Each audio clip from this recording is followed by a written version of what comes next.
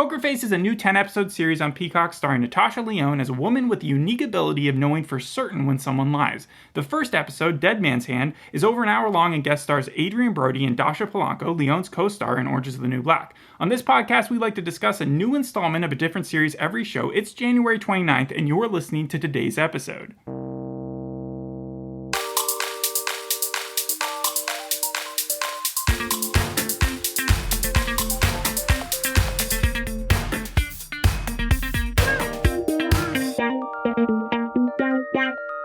So do you know Rian Johnson?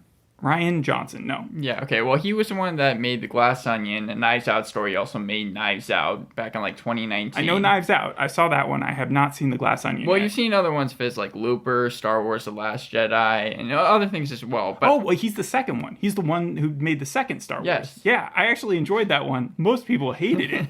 So less so with Looper, though. I didn't like the plot holes.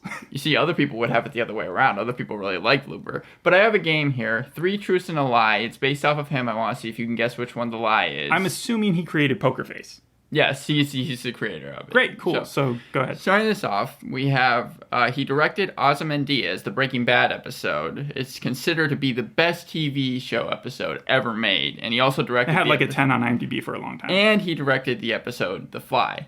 The second one is, his brother Aaron Johnson is a music producer who helped produce and co-write a song on the Phrase debut album, How to Save a Life. The third one is, this is the first series that he has created where he has not written or directed every episode he's worked on. And then the fourth one is, he has such a close friendship with Joseph Gordon-Levitt that Joseph Gordon-Levitt has appeared in every single one of his films. Well, clearly Joseph Gordon-Levitt didn't appear in the Star Wars movie.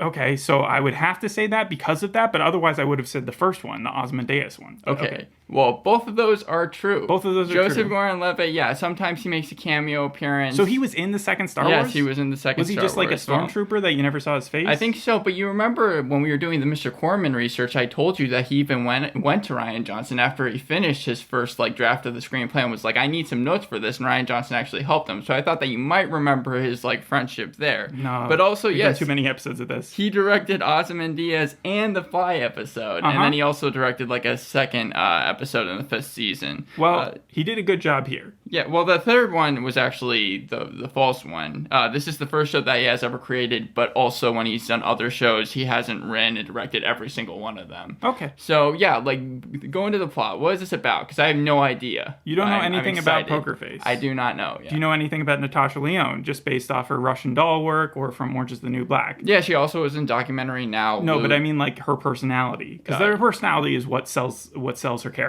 in everything. She's very deadpan, right? No, she's very sarcastic. She's That's not what deadpan. She's definitely sarcastic. She kind of has a smoky voice, she's Raspy. A smoker, but she's not. And this episode is it's a whirlwind of stuff. It's almost like a movie. Really? Because what I understand is that this show is supposed to be kind of like a case-by-week type thing. I thought that by the end of this episode. I saw that when I looked at the Wikipedia and it said case-by-week. It did not feel that way.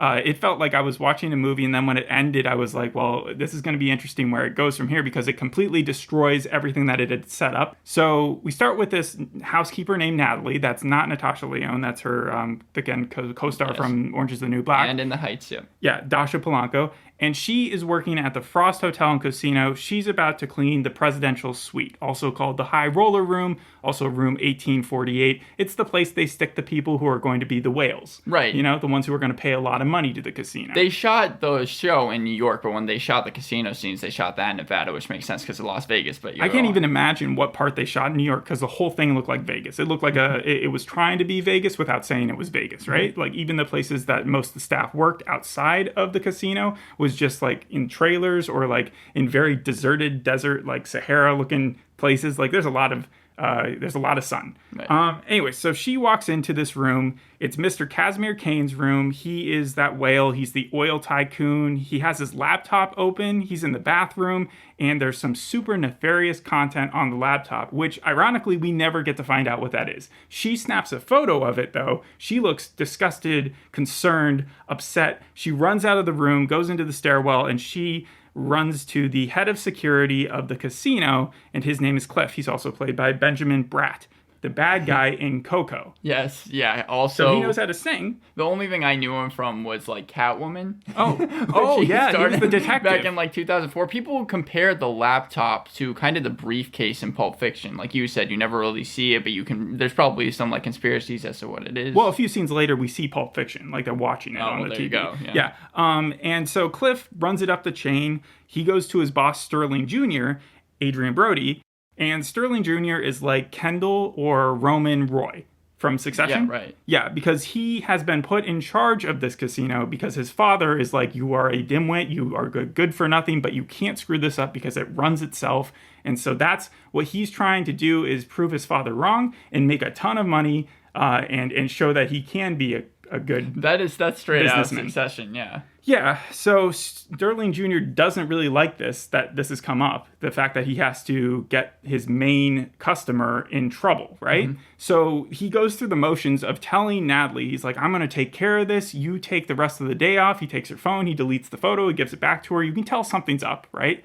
She goes home, he sends Cliff after her to intercept basically before she gets home, kill her boyfriend, and then stage a murder-suicide. Wow, that's So insane. Natalie then gets in, she's murdered, and both her and her boyfriend are dead, and the gun is put into her boyfriend's hand. And so we learn very soon that Adrian Brody's character, Sterling Jr., and Cliff have no morals. They don't care. They just don't want to get... How far are we into the episode? This is the intro. And it was like over an hour, right? Yeah, it's over an hour, but like the intro doesn't even show us Charlie, who is Natasha Lyonne. Right, the main character, yeah. Yeah. So all that is done. We see the opening text, and then Charlie Cale, she wakes up and she's in one of those trailers that I was talking about. She's also working at the casino, but instead of being a housekeeper, she is one of the cocktail girls. Right. And she actually carpools with Natalie, so she's very good friends with her. And what we see is a few days beforehand. It doesn't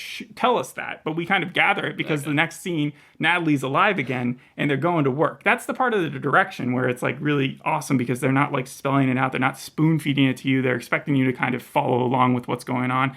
They get to the casino. They go through the metal detectors. They're off doing their own jobs. And guess what happens? Natalie's boyfriend, the one who is murdered, Jerry, he shows up at the casino. He's drunk. He's yelling for Natalie. He's already given her a black eye. He wants her to like talk to him or something. And then they kick him out, right? Yeah. They take his gun and they kick him out. That just happens, and then Charlie is called up to the offices to Sterling Jr. She hasn't really spoken to Sterling Jr. before, but so she assumes that she's getting fired because it turns out she has history with Sterling Sr.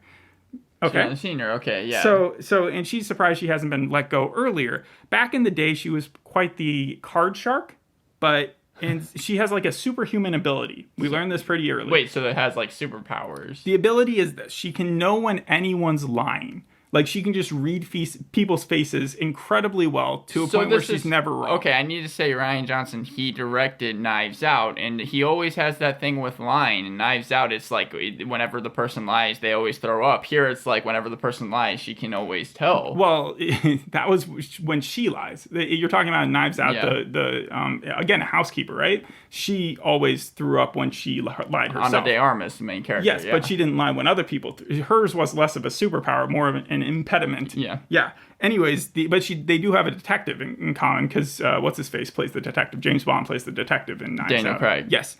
So where am I going with this? Poker Face is the name of the show. Hence, no Poker Face works with Charlie's power because she can always see. She's bluff proof. And Sterling Sr. Saw her doing this, kind of like being able to read people so well, and he threatened to like break her fingers, but also offered her a job if she stopped. And she took the job, and she's been working there ever since, right? Okay, interesting. And so once Sterling Jr. hears about this, though, he's like, why are we sticking her in just like as a cocktail waitress, right? I want to use her ability to take this whale for all he's worth. Because apparently that Casimir Kane guy, he has been screwing over the casino a little bit by running private games in his own room outside of the casino's purview. So he's had like millions of dollars going on while they've been giving him free rooms. And Sterling Jr. wants to stop that. So what he's going to do is he's going to plant a shell and then have a bunch of cameras in the guy's room set up so that so that Charlie can tell whether or not someone's bluffing, and then tell the person, their shell, when to go in, and then steal like $1.5 million from Casimir Kane. Right, I know. This is, so people have called it a cross between like Columbo and Ocean's 11. I also saw a cross between Columbo and Knives Out. Apparently, this is the Columbo part comes later on. Yeah, but it's definitely there. I called it the Perry Mason moment. It follows the structure of Who Ketchum, which is different than Who Done It, because much like you were saying in the we know who did it. Yeah, you always know who did it. You just see how they try and catch them by the very end. It's more impressive when you see how she figures it out. Yes. Yeah. But this is where the storylines kind of intersect with each other, the first part and this part, because that's when Natalie dies. That's like her best friend. Yeah. And Charlie starts getting like rattled and suspicious. She starts an investigation of her own. She doesn't suspect Sterling Jr. or Cliff of doing anything underhanded, but she does go to the Frost County Sheriff Department and says, I see in the photo here that Jerry had his gun in the right hand, but he's left-handed. So why would he shoot her if that's the case? She also breaks into Natalie's trailer, wherever she was living, with Discount Elvis, finds her iPad, and then like after a day unlocks it and finds the photo, which Adrian Brody's character Sterling Jr. had already deleted, but it was in the cloud. And the way she saw it was she saw a picture of a cloud, and then she was like, oh, I can just check the cloud. So there was a bunch of dick pics in there, but there was also the photo of the nefarious content, which we still don't know what it is, right? Mm-hmm. And so she does the same thing that Natalie did, goes straight to Sterling Jr. and Cliff. We know as an audience that we're like, oh no, she's in trouble here. But Sterling, like, he's too committed to the idea of getting all this money. He wants to impress his father that way, right? So he's just do we ever see his father? We hear the father, but that's not until the end of the episode. Okay. So that's when Sterling tells Cliff, hey, just ignore it. She'll get over this really soon. But for now, they kind of like dismiss everything that she's saying, and they downplay it, and she starts to get really suspicious then. Because originally she thought that the whale guy, the Casimir Kane, he saw that she took the photo, that Natalie took the photo, and that his people went after. Mm-hmm. But after Sterling was so dismissive about it, she was like, well, they probably had something to do with it too. And so the sting operation is all set up. They're talking about having the cameras and the lamps and the shell guy with the buzzer in his foot. And Charlie is riddling Sterling with all these questions about her friend, right? Yeah. Like, why would she have come in? Why would she have left early from work? All that stuff. And then later that night, she confronts Sterling and Cliff in the office. At first, it's just Sterling, but then Cliff comes in, right? Mm-hmm. And she basically does the Columbo thing that we were talking about earlier. She says, I know what happened. And then Sterling grabs her phone and is like, if you're recording this, it's not going to work. And she's like, I'm not recording it. And he's like, well, great. Now you're going to go out the window. Basically, they've given up and they're just going to kill her, right? And that's where she says, well, I wasn't recording now, but I was recording back when you were talking about all the stuff you were going to do to scam Mr. Kane out of his money. And I didn't send it to the police, but I did send it to Mr. Kane, who happened to be late for that private get-together that he was going to have. Turns out Kane had left. He's told the entire casino community, like all the whales out there, not to trust the Frost Casino anymore. And that hits Sterling Jr. hard because he just loses all his business in like one fell swoop. And so he just walks out the balcony window and he kills himself? Wow. Yeah, he just walks out and we watch it. Like we see his body fall down. Sorry, just to make sure, that was Adrian Brody. Yes, Adrian Brody is gone. Guest star. He always just dies in like everything. Yes, but this was a self-inflicted death. Cliff and Charlie are just shocked at this point, and they look at each other, and then Cliff realizes he has to kill Charlie, and so he starts running after her with the gun, and his aim is like a stormtrooper's down a hallway because he just cannot hit her until the very end. Then he hits her in like the abdomen from the back.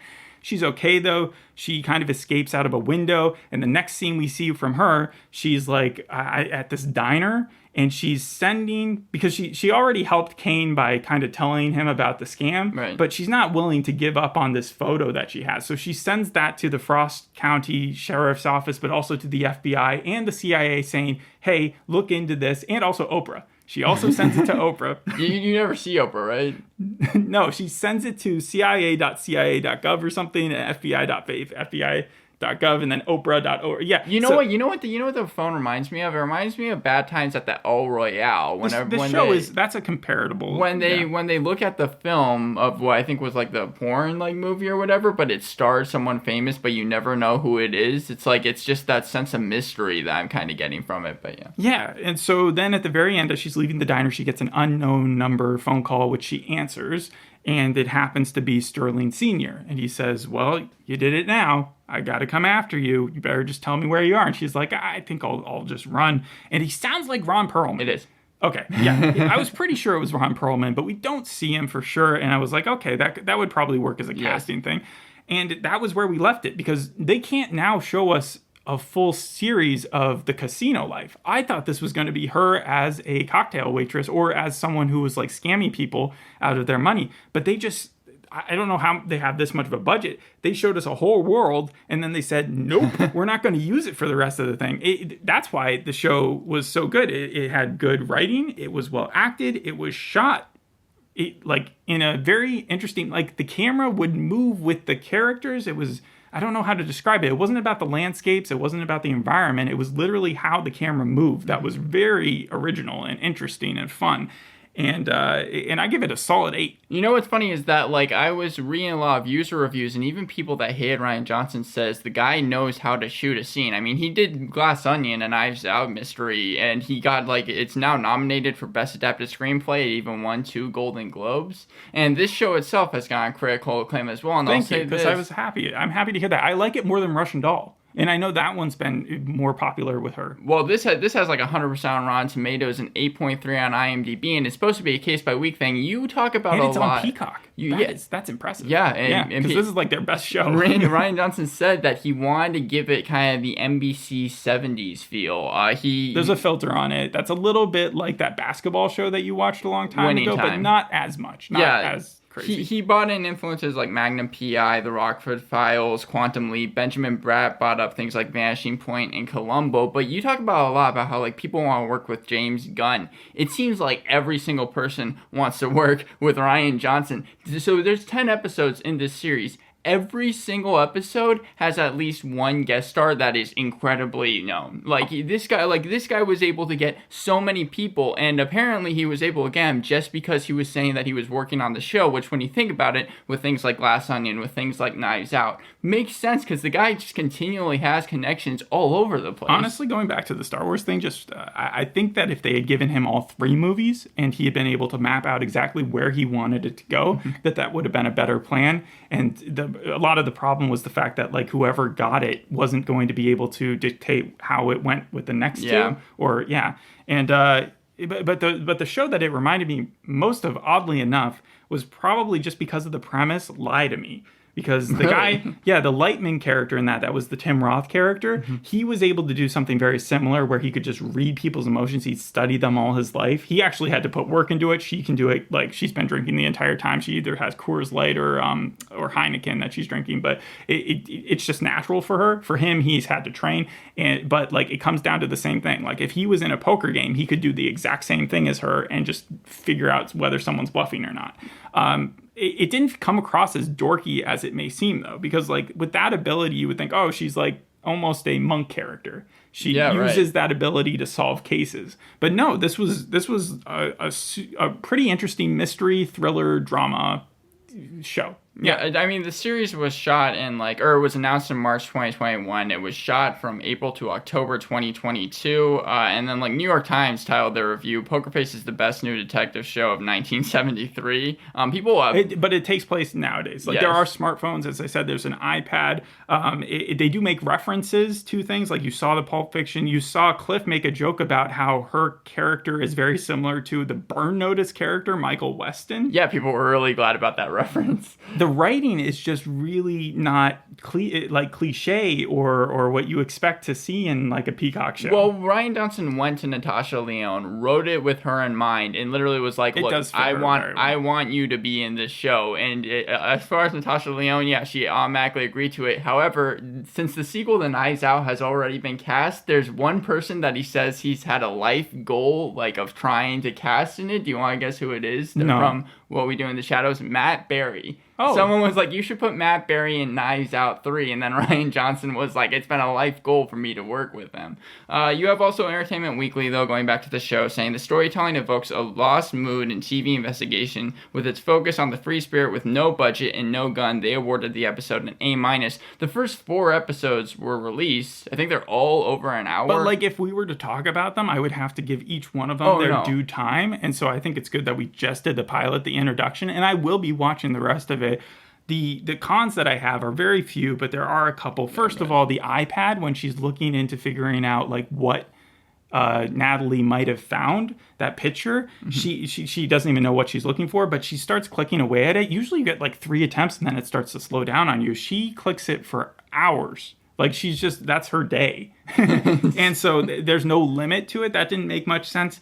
Cliff also, like, again, in the hallway, it was just like a straight shot for him. He had already killed Natalie and Jerry, and you could see that he's a trained killer. And yet he couldn't hit her for some reason. And then I know that Sterling has the resources to go after her, the older Sterling guy, the Ron Perlman guy. But at this point, it does seem a little incredible that, especially with no funding now that his whales are gone, that he would be able to track her across the world. It's not like the casino realm would, like, they could hire some hitman maybe, but I don't know how it would really practically be like a government going after you. This isn't going to be like Jack Ryan where she's going to have to be skirting every single piece of law enforcement, but they kind of made it seem like that's where it was going, so I don't know. And then Sheriff Parker, you brought him up for like a second, right? He was played by Noah Segan. The only reason I bring him up is because he was in The Glass Onion as well, and Mr. Corman for 2 episodes. Sheriff Parker is the one that she sends the picture to in the end because he made the promise, like, I'm not just going to let this slide, this Natalie murder, and then we find out that he sort of does because he's owned by the casino, but at the same time he seemed like he was a credible person, just a little. He's kind of like the Stranger Things first season sheriff from that, where he's like, he'll take it seriously if it matters. A lot of people singled out Leon's performance as being the best thing in the show. The Guardian gave it 4 out of 5 stars and said the detective series from Knives Out writer Rian Johnson puts a refreshing twist on the mystery of the week's structure. And just even by doing research for this show, I'm probably going to be watching it as well. Really? Yeah, probably. That's cool. I mean, the only other issue that I didn't include in my cons was that the very beginning, when Natalie first finds the photo, goes to her boss, I'm thinking the whole time, I'm like, she's dead. Like, her boss is going to kill her. He clearly doesn't want to get rid of his big client. And they didn't really try to fool you. I mean, they did. Like, Adrian Brody didn't straight out say, well, you're going to die now. But, like, it seems so obvious that at first I was giving it, like, a major con because I was like, I know what's happening. But then I realized that wasn't the point. It wasn't the fact that you knew that what was going to happen next. I just feel like they could have played that a little bit more subtly, but overall still an 8 to 8.5. All the characters felt like they had a personality, right? Which is really nice. I mean, like it focuses around basically 5, right? Like, and then we should talk about it for a second. The title of the episode was Dead Man's Hand. That's an actual hand of cards, and it's also where I think the suspicion first came into play for Charlie when she saw that the gun was in the wrong hand for Jerry, and then she put together that Jerry had actually had his gun taken from him when he went to the casino that day, and that when he left the casino, because he went through the metal detector and it didn't go off, he must not have had it. So that's how she knew that Cliff had brought it, had taken it to frame him. No, that makes sense. Yeah, it was interesting, and then also it reminds me sort of like of a Queen's Gambit title, because Queen's Gambit is a move in chess. And so, like, that's a move in cards. Yeah, I know that that this episode in particular has an 8.7 on IMDb, and also it looks like Johnson directed the first 2 episodes, and I think he also directed the last episode. Yeah, that's usually how it goes. He wrote the penultimate episode, and I think the first 2 episodes as well. It's been a big couple weeks for him. Like I said, he's gotten the Oscar nominations, the Golden Globe wins, and also, like, I mean, I still think that Everything Everywhere All at Once is going to win Best Movie, though. I don't think Glass Onion has a shot. Glass Onion, though, like, I mean, it apparently smashed records this week with the amount of minutes watched. Something like almost 3 billion minutes. This week? Yeah. No, this week. It even beat out its record in its debut week, which was only like around 2 billion minutes. I wonder if they just started promoting it more. Did I also compare this to The Old Man? Because that's how it also felt. Really? Where, yeah, by the end, it's like one person's being chased. You know, and so now she's kind of got that sarcastic personality, but she has the resources to survive. She's kind of like a cockroach in that way. Anyways, anything else that you want to say about the show and its production? Basically it. Then that's all I've got. Thanks for listening. We'll see you on the next episode. Hope you enjoyed this one. Bye. Bye.